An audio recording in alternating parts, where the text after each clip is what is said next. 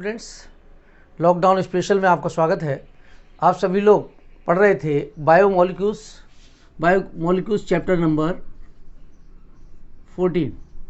तो बायोमोलिक्यूल्स में chapter number 14 आप पढ़ रहे थे और चैप्टर नंबर 14 में मैंने आपको ग्लूकोज की संरचना के बारे में बताया था कि ग्लूकोज की संरचना जो इस प्रकार से थी, CHO, कार्बन की संख्या 6 थी, 3, 4, 5 और 1, 6।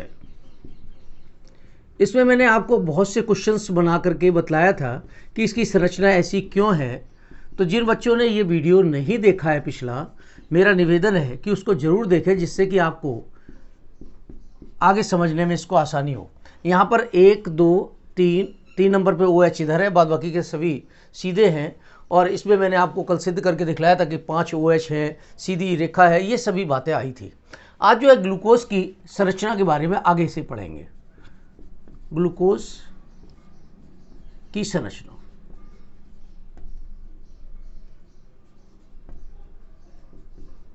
तो स्ट्रक्चर ऑफ ग्लूकोज में आज आप पढ़ने वाले हैं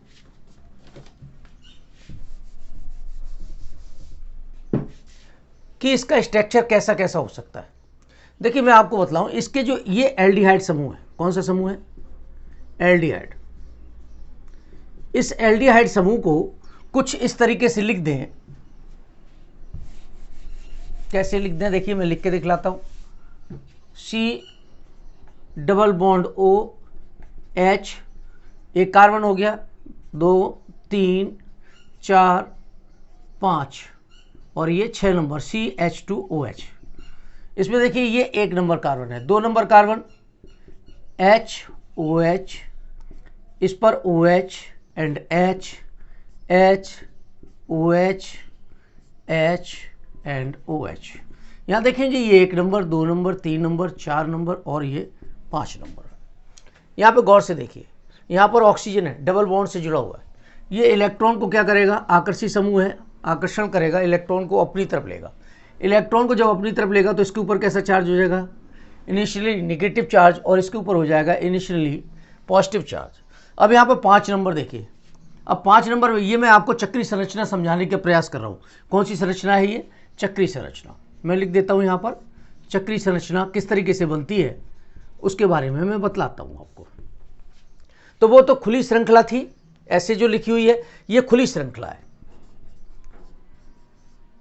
खुली श्रृंखला है। अब जो चक्रीय संरचना हम बनाने वाले हैं, इसमें क्या हुआ? यहां पर ये नेगेटिव हो गया। अब आप इसको गौर से देखिए, मैंने थोड़ा सा इस तरीके से लिख दिया, ये ऐसे। इसको अगर ब्रेक करेंगे तो ये तो हो जाएगा नेगेटिव और ये हो जाएगा पॉजिटिव। अब आपकी ये बात समझ में आ गई, ये पॉजिटिव जाकर के किससे जुड़ेगा? जाकर के इस नेगेटिव के साथ में। और ये कैसा है? पॉजिटिव है। पॉजिटिव के साथ कौन जुड़ेगा? जाकर के नेगेटिव। तो इसकी जो स्ट्रक्चर या संरचना कह दो बनेगी जाकर के, वो कुछ इस तरीके से बनेगी। C, ये रहा H, ये O है, ये नेगेटिव है। नेगेटिव के साथ भाई कौन सा जुड़ा? जाकर के पॉजिटिव जुड़ा, ये पॉजिटिव जुड़ा, ये वाला। तो ये पॉजिटिव जुड़ा, पॉजिटिव जुड़ करके क्या बन गया यहाँ पर? H। अब जैसे आप इसको लिखते थे ना 6 कार्बन पहले लिख लो, जिससे कि आपको समझने में आसानी हो। 1, 2, 3, 4, 5, 6, इस तरीके से आपने लिख दिया। अब देखिए यहाँ पर 1 नंबर, 2 नंबर, 3 नंबर, 4 नंबर और ये 5 नंबर। 5 नंबर ले लो और 1 नंबर ले लो। यहाँ पर ये O, देखिए मैं इसको कुछ कलर कर देता हूँ। ये O और ये H, ये आपस में जुड़ गए और ये OH बन गया। देखिए मैं ग्रीन से दिखा दिया। अब बचा ये 1 नंबर कार्बन पर। अब ये 1 नंबर कार्बन पर ये क्या हुआ? ये चूंकि पॉजिटिव था और पॉजिटिव के साथ कौन सा जुड़ेगा? जाकर के नेगेटिव। अर्थात ये जो ऑक्सीजन थी, ये वाली ऑक्सीजन, देखिए मैं रेड कलर से डिनोट कर रहा हूँ, इसके साथ में जुड़ेगा जाकर के। तो ये क्या किया? देखिए ये इस तरीके से ऑक्सीजन जाकर के जुड़ जाता है। अब ये ऑक्सीजन इसके साथ जुड़ गया, क्योंकि ये प्लस का और ये माइनस का। शेष उठा करके जैसे का तैसा लिख दो। देखिए 1 नंबर, 2 नंबर पर HOH नंबर डाल लें, बहुत बेहतर रहेगा, क्योंकि 5 नंबर से ही जोड़ना है हमको। ये 6 नंबर है। अब ये देखिए आप 3 नंबर है कार्बन, 3 नंबर पर OH एंड H, ये हो गया H OH एंड H। जब ये OH इस तरफ हो तो अल्फा डी प्लस ग्लूकोज कहते हैं। अब बात आ गई यहां अल्फा डी प्लस। देखिए यहां पर जब आप देखेंगे ग्लिसरॉल्डिहाइड की जब बात करते थे तो ग्लिसरॉल्डिहाइड में भी OH किस तरफ था, अगर इस तरफ था तो उसको हम लोग क्या लिख देते थे, इसके अनुसार D लिख दिया। अगर ये OH बाईं ओर हो, किसमें, ग्लिसरॉल्डिहाइड में, तो ग्लिसरॉल्डिहाइड का जब फॉर्मूला देखोगे तो नीचे नीचे आप देखोगे तो वहां पर OH अगर इस तरीके से है, अगर ये ऐसे है तो हमने क्या लिख दिया था इसको, अल्फा डी, इसके अनुसार D, ये स्मॉल d नहीं है, D फॉर डेक्स्ट्रो हो जाता, ये बिल्कुल नहीं है, ध्यान रखना। तो डेक्स्ट्रो नहीं है, इसका मतलब ये बिल्कुल नहीं है। इस D को एक सांकेतिक भाषा दी गई है ग्लिसरॉल्डिहाइड के अनुसार कि D अगर इधर यानी D लिखा है, इसका मतलब OH दाईं ओर है। अगर यहां पर अगर कैपिटल L लिख देते, इसका मतलब बाईं ओर है। तो ध्यान रखना इस बात का। तो ये इसका नाम क्या हो गया, प्लस। प्लस का मतलब क्या हो गया, दक्षिण ध्रुवण घूर्णक। कैसा हो गया ये, दक्षिण ध्रुवण घूर्णक। अब देखिए बात को, ये ऊपर OH था, इस OH को जब इधर लिख दें,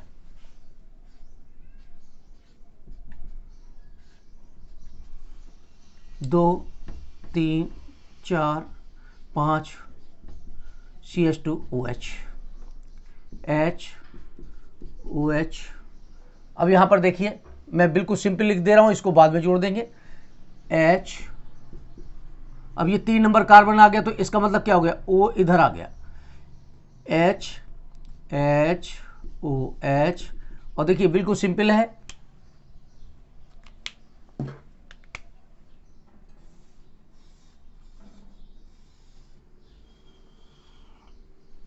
और ये H यहां पर लिख दीजिए कार्बन की बैलेंसी संतुलित करने के लिए। तो ये क्या बन गया भाई, देखिए आप यहां पर OH था, ये बाईं ओर था और ये दाईं ओर था। तो बाईं ओर वाले को आपने लिख दिया बीटा डी फॉर ग्लिसरॉल्डिहाइड से प्लस ग्लूकोज। तो ये क्या होगा, बीटा डी ग्लूकोज। तो अल्फा डी ग्लूकोज 4119 केल्विन होता है और इसका कितना होता है, 423, 423 केल्विन होता है। तो ये याद रखना। यहां पर क्या हुआ कि आपने जब ग्लूकोज के मिश्रण को लिया, ग्लूकोज के मिश्रण को, या क्या कर दो, के मिश्रण का क्रिस्टलीकरण किया। कैसे क्रिस्टलीकरण करेंगे, जब 419 केल्विन टेम्परेचर होगा तो आपका प्राप्त होता है ये अल्फा डी ग्लूकोज, ध्यान रखना। और जब टेम्परेचर कितना हो जाता है 423 केल्विन, तो हमें क्या प्राप्त हो जाता है, बीटा डी ग्लूकोज। तो एक बार फिर से समझ लो, ग्लूकोज की जो संरचना की बात कर रहे थे, ये खुली श्रृंखला थी और ये कैसी संरचना हो गई, ये सभी चक्रीय संरचना हो गई, ये चक्रीय संरचना हो गई।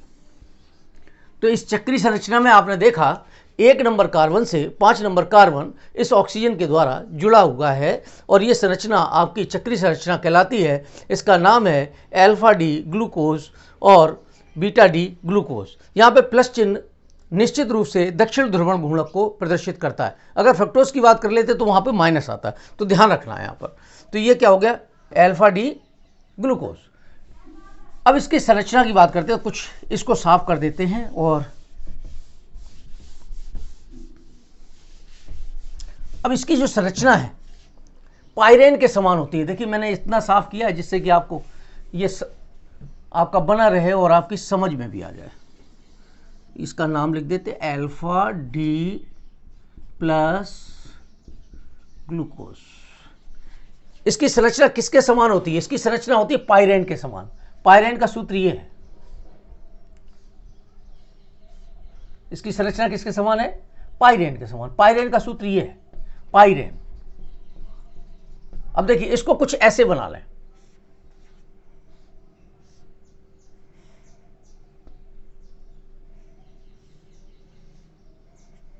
ये बना दिया। ये स्ट्रक्चर आपके समझ में आ गया होगा निश्चित रूप से। ये दाईं ओर है, दाईं ओर का मतलब नीचे की तरफ, ये बाईं ओर है ऊपर की तरफ, ये बाईं ओर है H, ये दाईं ओर है OH, और देखिए ये तीसरा नंबर कार्बन है, 1 2 3 नंबर डालने से ये फायदा मिलता है। OH ये है और ये H OH, ये देखिए ये H। अब देखिए ये 3 4 और ये 5 नंबर, 6 नंबर ये पहुंच गया CH2OH। तो ये क्या हो गया, अल्फा डी प्लस ग्लूकोज या अल्फा डी प्लस ग्लूकोपाइरेनोज,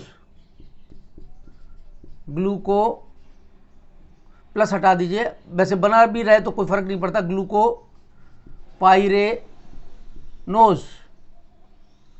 क्योंकि इसमें सीधा सीधा चित्र में दिखा रखा है इसलिए कोई दिक्कत नहीं है इसको लिखने की, खाली आप डायरेक्ट भी लिख सकते हो अल्फा डी ग्लूकोज या ग्लूकोपाइरेनोज। तो इसको आप खाली लिख सकते हो अल्फा डी ग्लूकोपाइरेनोज। तो ये हो गया। अगर हम इस पे देखिए, ये 1 नंबर कार्बन है, 1 नंबर कार्बन पर अगर टेम्परेचर चेंज हो जाए, 423 की बात हुई थी, यानी बीटा संरचना की बात हुई थी, तो बीटा संरचना में देखिए ये OH ऊपर की तरफ, ये H OH 1 number 2 number 3 number की बात करें, ये OH H CH2OH H and OH। इससे हम लोग क्या कह देंगे, बीटा डी ग्लूकोज या ग्लूकोज, एक ही बात है, ग्लूकोज भी लिख दो ग्लूको भी लिख देते हैं, ग्लूकोज या ग्लूकोपाइरेनोज,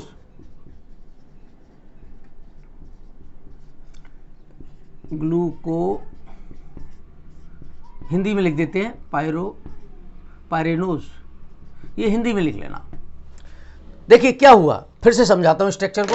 इस स्ट्रक्चर में बहुत विशेष अंतर नहीं है, क्योंकि इसकी संरचना पायरेन के समान थी इसलिए इसको पाइरेनोज कह दिया। देखिए समझिए इसको, 1 नंबर कार्बन है, 1 नंबर कार्बन है, ये रहा H, मैं कुछ इसको कलर करता जाता हूँ जिससे आपको समझ में आ जाए। ये रहा H, ये रहा, देखिए OH, ये रहा सब OH। अब देखिए 1 नंबर हो गया। 2 नंबर पे देखिए ये H, ये OH, ये देखिए 3 नंबर पे OH बाईं तरफ है, H OH, इसी तरीके से H एंड CH2OH। तो यहां पर ये कौन सा हो गया, अल्फा डी। तो ये नाम भी भाई आप लिख सकते थे। यहां पर देखिए बीटा डी, सिर्फ इसमें अंतर आया, 1 नंबर कार्बन पर अंतर आया, H दाईं ओर है यानी नीचे की तरफ है, OH बाईं ओर। तो बच्चों अल्फा और बीटा ग्लूकोज की संरचना कई बार पेपरों में आई हुई है। अब नेक्स्ट टॉपिक की बात करते हैं हम लोग। उससे पहले मैं यहां पर एक चीज और बतलाना चाहता हूं। एक शब्द आता है पाइरेन, पाइरेन के अलावा एक शब्द और है, उसका नाम है एनोमरी कार्बन। एनोमरी कार्बन किसे कहते हैं? तो पाइरेन की तो बात हम लोगों ने कर दी कि इसकी जो संरचना बनी थी चक्री वो पाइरेन के समान हो गई। अब हमने कहा एनोमरी कार्बन किसे कहते हैं, एनोमरी कार्बन। मैं फिर से इसी स्ट्रक्चर को दोबारा से बनाता हूं, क्योंकि पेपरों में अगर एनोमरी कार्बन आ जाए तो बच्चे डेफिनेशन कैसे लिखें, इसके लिए मैं बतलाता हूं आपको कैसे लिखेंगे। 2 डेफिनेशन बतलाऊंगा, एक बिल्कुल सरल है, जब कोई भूल जाओ तो उसको लिख के आ जाना।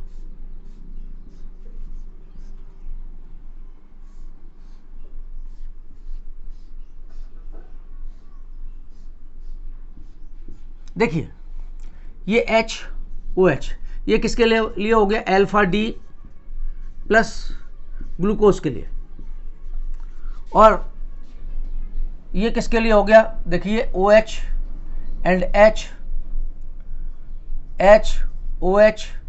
OH एंड H CH2OH, यहाँ पर भी आप चाहे लिख दें HCH2OH और HOH, HOH, OH and H। ये देखिए और लिख देते हैं, ये भी क्यों रह जाए, ये लिख दिया। अब एनोमरी कार्बन हम आपको बतलाएं, इससे पहले इन सूत्रों का एक नाम और है, मैं आपको बतला दूं, उसको हम लोग कह देते हैं हावर्थ सूत्र, हावर्थ संरचना।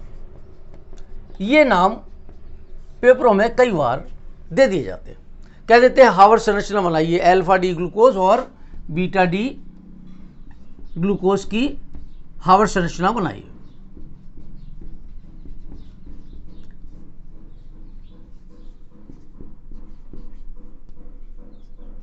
अब बच्चों वो कह दे तो आप ऐसे बना देना।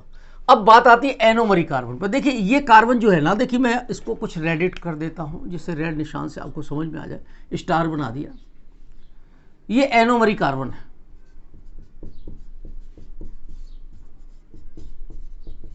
ये एनोमरी कार्बन है।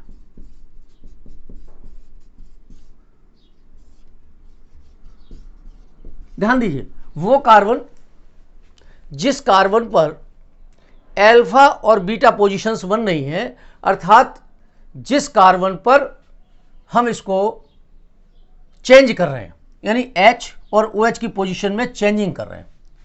दूसरा हम लोग क्या डेफिनेशन बना सकते हैं, देखिए याद रखने के लिए, जब दो ऑक्सीजन के बीच में, ये पहचान है, जब दो ऑक्सीजन के मध्य में क्या आ जाए, एक कार्बन आ जाए, दो ऑक्सीजन के मध्य में एक कार्बन आ गया, तो ये पहचान है कि वो एनोमरी कार्बन कहलाता है। इसी पोजीशन पर अल्फा और बीटा बनना है, अर्थात जिस कार्बन पर इसकी पोजीशन में चेंजिंग हो रही है उसको हम एनोमरी कार्बन कहते हैं। तो आप डेफिनेशन बिल्कुल सरल तरीके से लिख रहे हैं ना, दो ऑक्सीजन के बीच में जब कार्बन आ जाता है और इनकी अल्फा और बीटा पोजीशन बनती है, इसी को हम एनोमरी कार्बन कहते हैं। तो जब पेपरों में आ जाए तो एक चित्र बना देना, ये लिख देना और साथ में ये लिख देना कि इसकी C1 पोजीशन पर चेंजिंग होती है।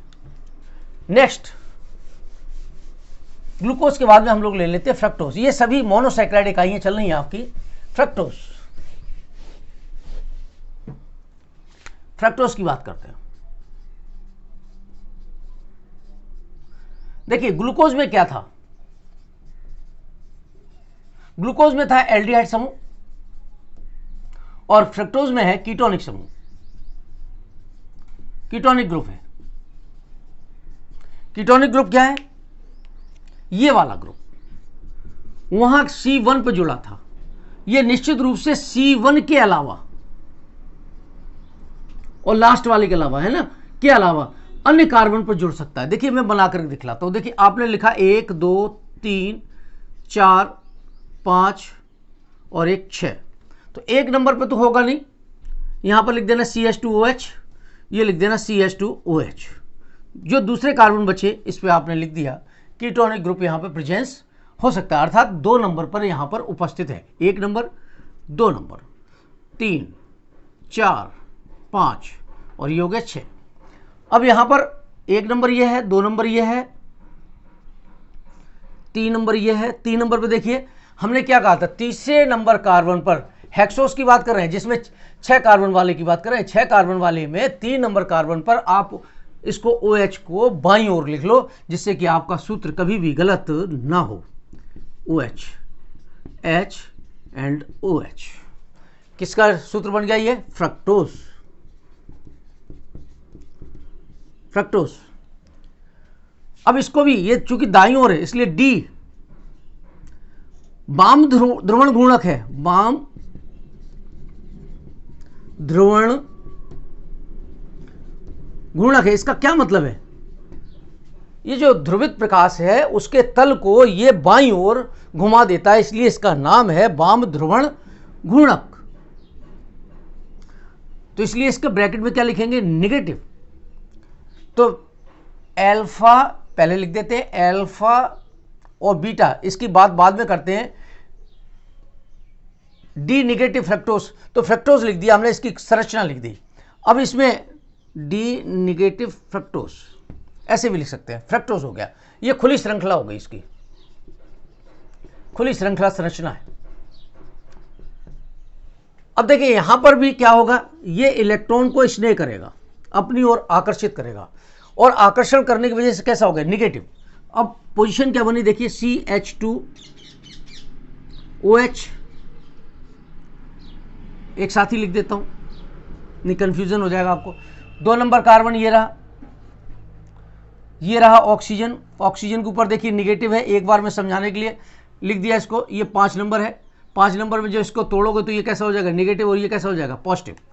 अब पहले कार्बन की संख्या पूरी कर लेते हैं, 1 2 3 4 5 और ये 6। अब यहां पर देखिए आप, 2 पोजीशन बन गई, यहां पर O निगेटिव हो गया और ये H पॉजिटिव हो गया। एक काम करते हैं, यहां पर H लिख देते हैं, इस वाली ऑक्सीजन को इसके साथ जोड़ देते हैं।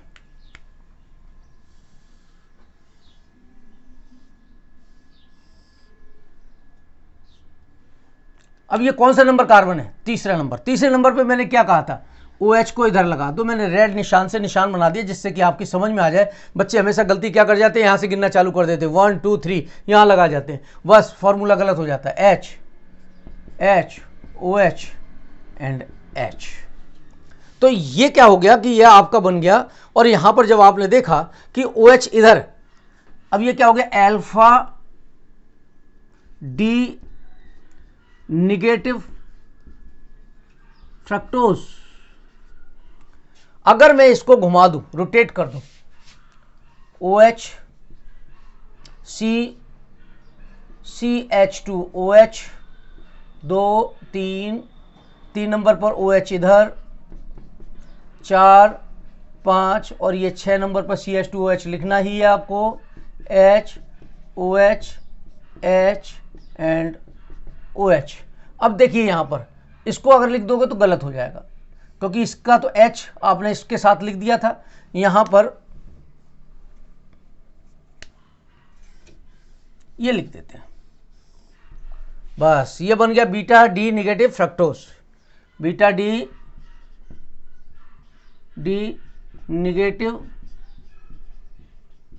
फ्रक्टोज का निर्माण हो जाता है। तो ये संरचना आपकी बन गई।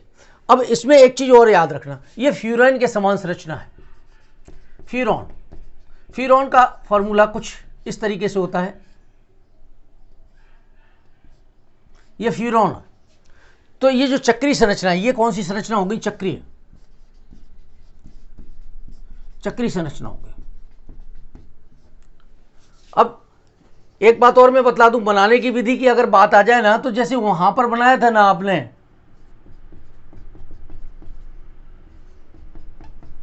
वैसे ही यहां पर भी बना सकते हो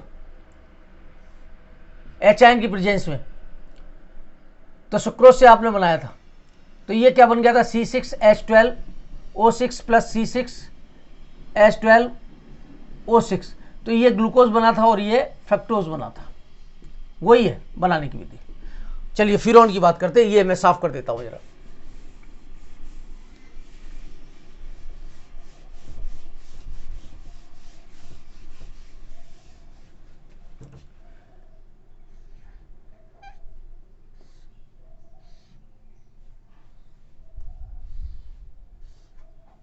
यहां पर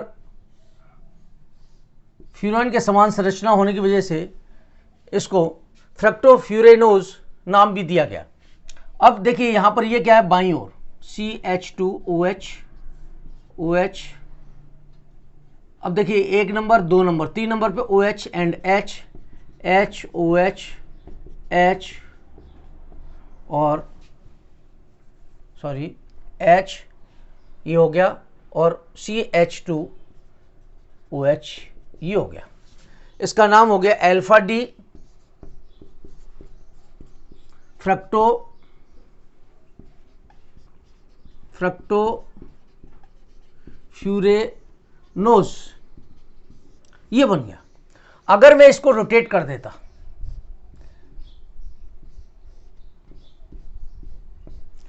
देता, OH को ऊपर ले देता, बाईं ओर वाम ध्रुवण घूर्णक हो गया, OH H H OH H, इसमें कोई चेंजिंग नहीं हुई, CH2OH। इसका नाम हो गया बीटा डी निगेटिव फ्रक्टोफ्यूरेनोज।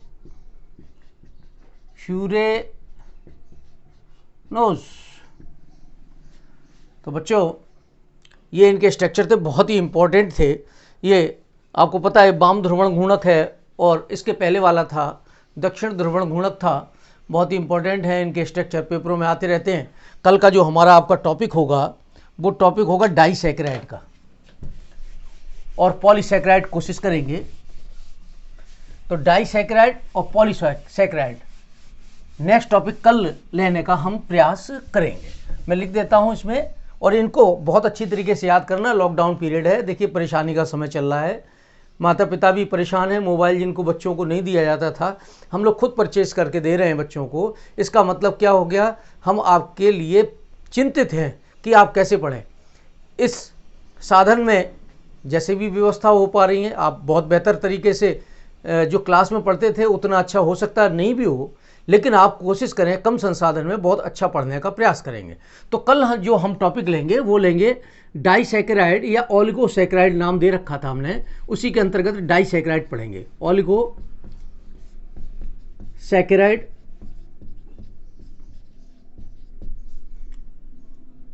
इसमें डाइसैकेराइड पढ़ेंगे। एक चीज, दूसरा हम कोशिश करेंगे पॉलीसैकेराइड का।